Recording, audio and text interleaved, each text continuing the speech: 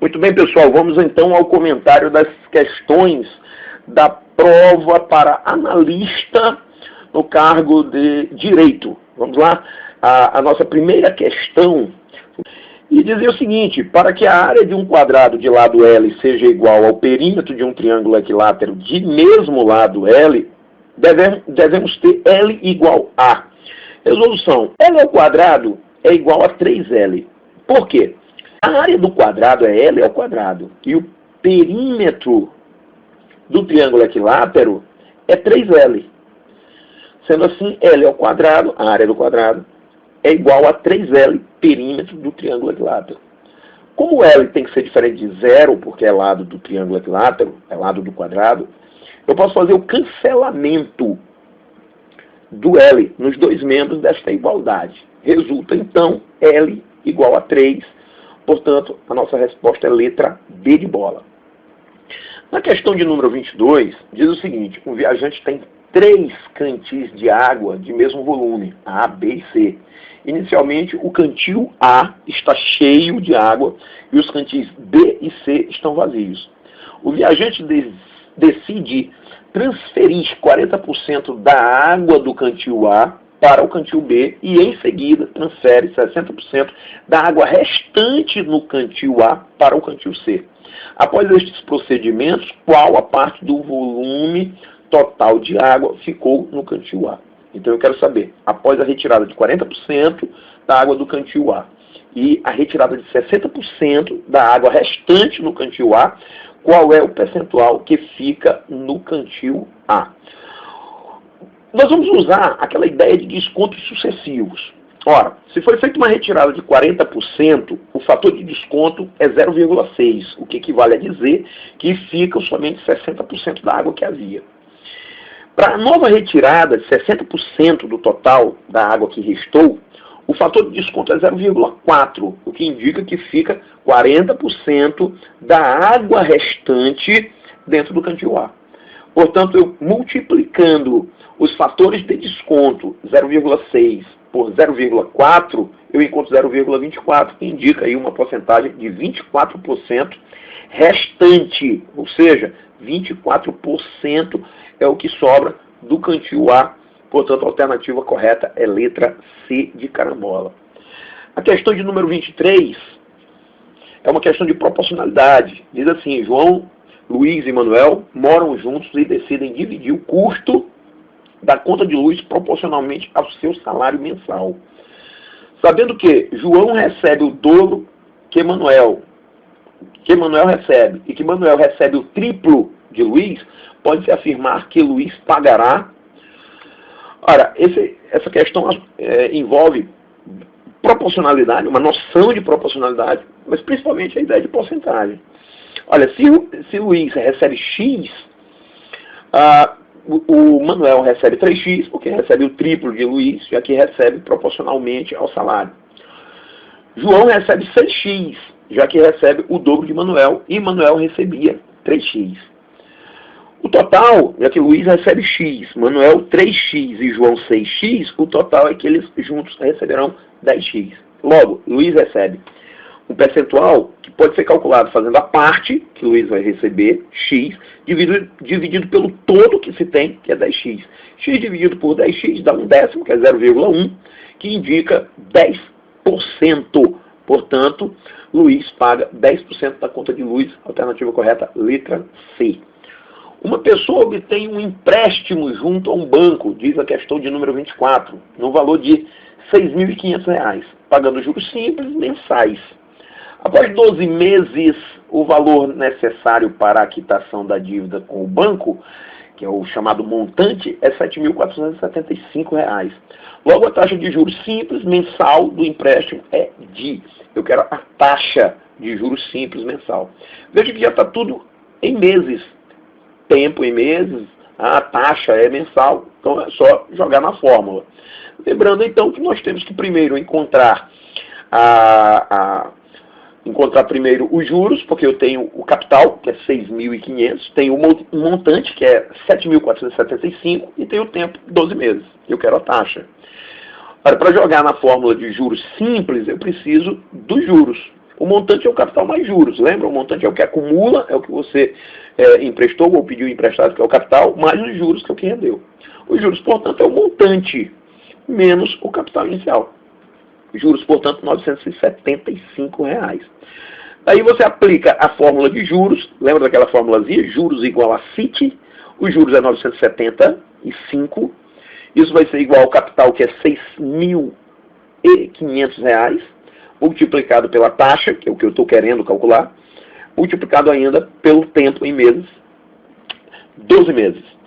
Eu fico então com 975 igual a 78 mil vezes I, o I é, portanto, 975 dividido por 78 mil. E é 0,0125, que me dá uma taxa de 1,25%, a nossa alternativa correta. Na questão de número 24, é letra A. Questão de número 25, mais uma questãozinha básica, diz o seguinte: em certos países, a medição do consumo de combustível de um carro é dada pela razão entre o número de litros consumidos por 100 km rodados.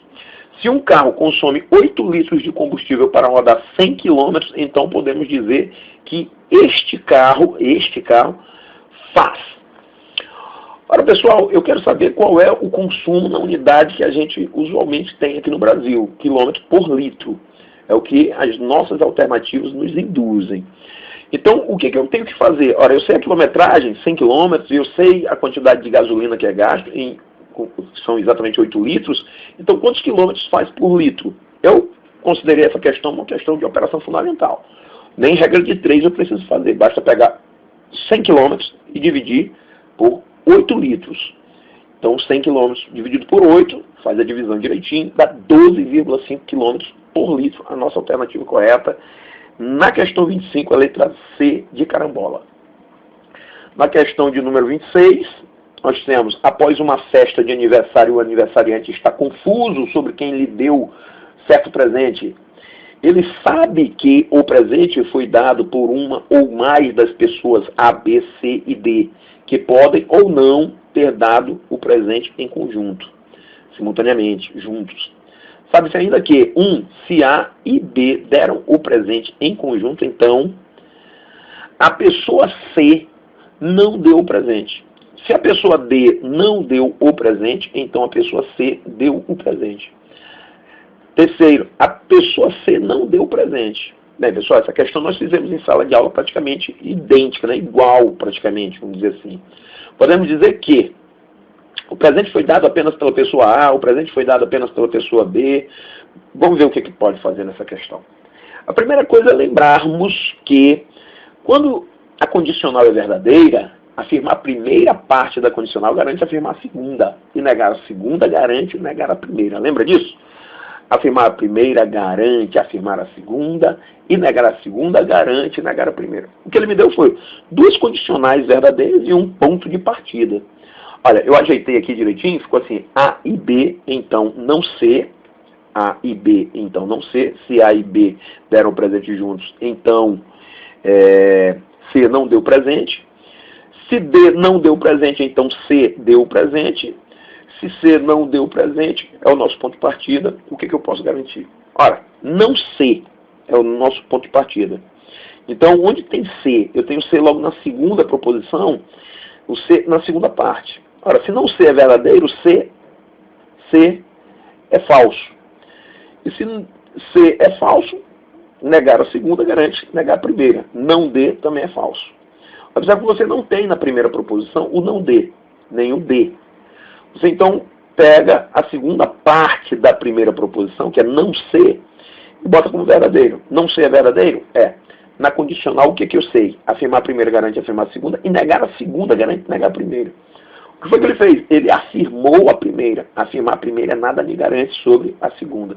Então a segunda pode ser verdadeiro ou não. Ou seja, qualquer coisa pode acontecer aqui com relação a A e B. Eu nada posso garantir. A única coisa que eu posso garantir é que encontramos não D, né? Falsa. Quer dizer, não D é falsa, quer dizer, D não deu presente é falsa. Concluímos então que D, que significa D deu presente, é verdadeiro. Então a alternativa correta aqui é a letra D de dado. A questão 27 diz assim: João irá viajar no feriado, se não houver filas na saída da cidade, e avisa seu amigo Joaquim que, se for viajar, não estará presente no jantar marcado para o feriado. No dia do feriado, João comparece ao jantar marcado. Logo podemos afirmar que... Ora, outra questão de noções de lógica. Nós vamos armar isso daqui, vai ficar não F, então Z, Z, então não J, e J. J é o ponto de partida. J é verdadeiro. Se J é verdadeiro, não J é falso, o que implica dizer que V é falso. Se V é falso, isso implica que não F é falso, e aí constatamos que a alternativa correta é letra B de bola. Houve filas na cidade, na saída da cidade, no feriado, porque não F, que diz que não houve fila, é falso. Ora, se não F, que é não houve fila, é falso, então F, houve filas, é verdadeira. Alternativa correta, letra B de bola. Questão de número 28. Uma pessoa aplica 150 mil, rendendo 3% ao mês, em regime de juros compostos e capitalização mensal. Qual o montante gerado por este capital ao fim de 3 meses? Gente, aplicação direta da fórmula de montante de juros compostos. Montante igual a C, que multiplica 1 mais I elevado a T. O montante é o capital, que é 150 mil, multiplicado por 1 mais a taxa, na forma unitária, é 0,03, elevado ao tempo. Lembrando, taxa e tempo na mesma unidade de tempo. Portanto, ficou 150 mil vezes 1,03 elevado a 3, que vai dar R$ 163.909,05. Alternativa correta, letra B de bola. A questão de número 29 diz assim: uma caixa d'água tem capacidade para 4.000 litros. Se esta caixa encontrava-se vazia e começa a ser cheia a taxa de 30 litros por hora, então o número de horas necessárias para que a quantidade de água na caixa atinja 60% da capacidade total é... O primeiro passo é calcular 60% da capacidade total. Ora, se a capacidade total é 4.000 litros, você calcula 60% de 4.000 litros. É 0,6 vezes 4.000, dá 2.400 litros. Depois basta dividir os 2.400 por 30, que é exatamente a quantidade de litros por hora. Então, 2.400 dividido por 30 dá 80 horas. Alternativa correta, letra B de bola. Questão de número 30, nossa última questão. Uma questãozinha um pouco mais sofisticada, mas continua sendo uma questão de nível básico. Trata de proporções. Em certo habitat vivem 352 coelhos, sendo que a razão entre coelhos fêmeas e macho é de 3 para 1, nesta ordem. Devido a uma superpopulação de coelhos, é necessário fazer um controle desses animais e trazer a razão entre fêmeas e machos para 1 para 1. 1 para 1. Para isso será necessário retirar quantas coelhas do habitat? Ora, a questão nos diz que temos aí no total 352 coelhos. Tem que lembrar que a razão entre fêmeas e machos ser de 3 para 1 indica que as fêmeas, o número de fêmeas é proporcional a 3 e o número de machos é proporcional a 1. Logo, eu posso representar o número de fêmeas por 3x e o número de machos por x. O número de fêmeas, 3x, somado com o número de machos, x, é igual ao total de coelhos, 352. Fazendo essa equação, eu encontro x igual a 88. Então, o número de machos é 88. O número de fêmeas, que é 3x, 3 vezes 88, dá 264. É claro que ele está pedindo que a razão torne-se 1 para 1. Ou seja, cada coelho é com a sua coelha, ou cada fêmea com o seu macho, cada macho com sua fêmea. O número de fêmeas deve ser igual ao número de machos. Para isso acontecer, para termos 1 para 1, o número de fêmeas deve ser igual ao número de machos. Sendo assim, eu pego o número de fêmeas, 264, menos o número de machos. O número de fêmeas menos o número de machos dá 176. E isso é a quantidade de coelhas que devem ser retiradas. Se eu retirar de 264, 176 coelhas, o que sobra são 88 coelhas, torna então o número de fêmeas igual ao número de machos. A proporção fica de 1 para 1. A alternativa correta é a letra D de dado. A prova foi básica, uma prova simples, Muitas coisas aqui foram comentadas em sala de aula. Qualquer dúvida você pode entrar em contato conosco. É isso aí. Boa sorte a todos que fizeram a prova.